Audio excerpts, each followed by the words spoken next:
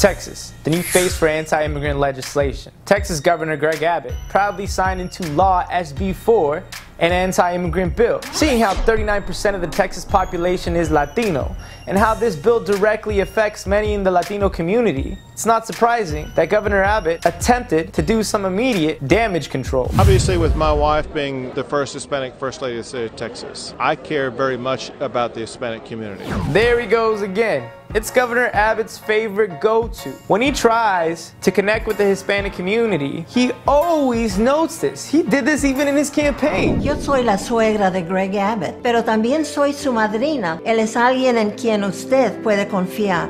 After watching this, you have to ask yourself, does this type of pandering actually work? Apparently it did help, because 44% of Latinos in Texas voted for this governor. My message to the Hispanic community is don't fall for all the fear-mongering that's going on around there. Bruh, fear-mongering. Nosotros? This is a classic case of a governor projecting in complete denial of the actions he has taken thus far to invoke fear into the Latino community in his own state. He must have very strong reasoning behind the actions he has taken, right? Because if you look at the details of what Senate Bill 4 does, it does not pose any concern for anybody who's not a criminal. Oops! Never mind.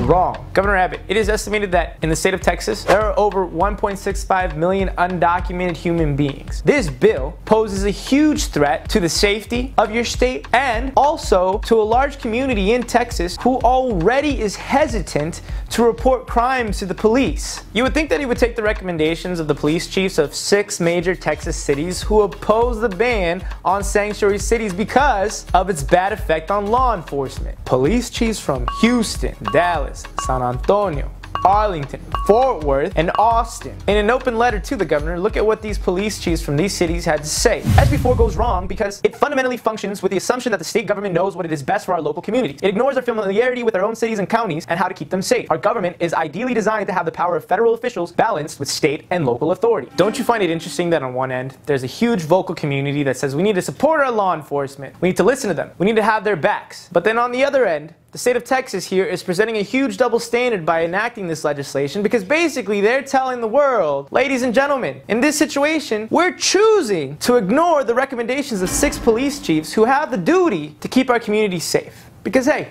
what do they know? If you're a criminal, yes, whether you're here legally or illegally, you got something to be concerned about. If not, you got nothing to be concerned about. Listen very closely, fam. Governor Abbott, by making a statement such as this, is implying that in the state of Texas, undocumented immigrants who had committed crimes were not being deported. That's what he wants you to believe. However, the numbers show a completely different reality. I'm sure the governor is very aware that in this last decade, Texas has been the leader in deportations. Since 2003, Texas has deported nearly 2 million human beings.